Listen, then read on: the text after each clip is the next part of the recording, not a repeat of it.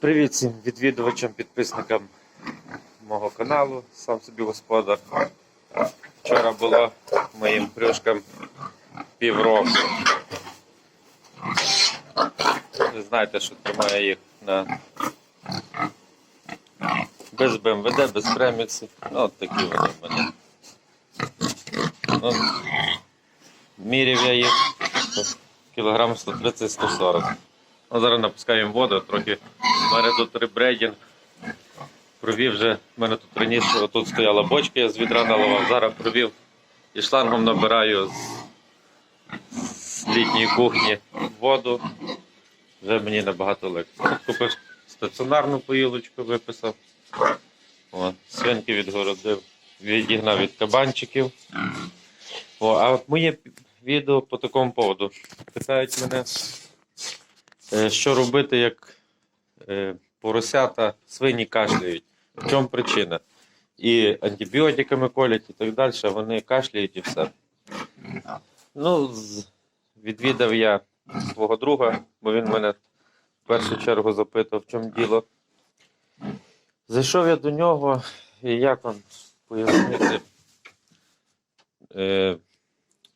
Зразу, вроді, здається, нічого, а от як присісти нижче було, то сильно аміаком.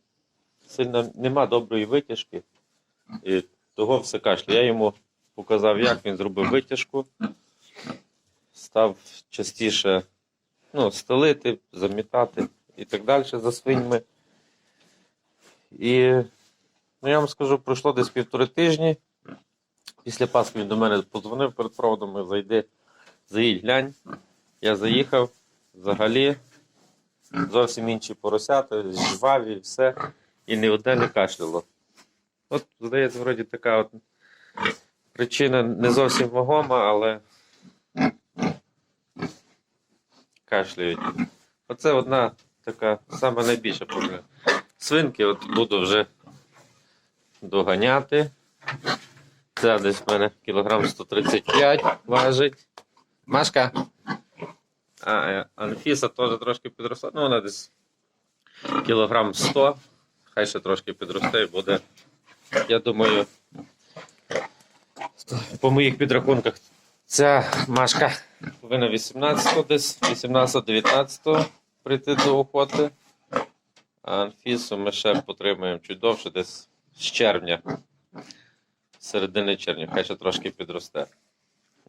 Оце моя бункерна нова кормушка в ділі. То, що я робив, там показував, як я її робив, розміри, все. Ось такі діли. Ось такий коротенький відосик. Так що, підписники і гості каналу, викидайте почастіше гній, навоз, як то кажеться. І нічого вас кашляти не буде, все у вас буде добре. Ось такі діли. Всім гарних приростів, приплодів.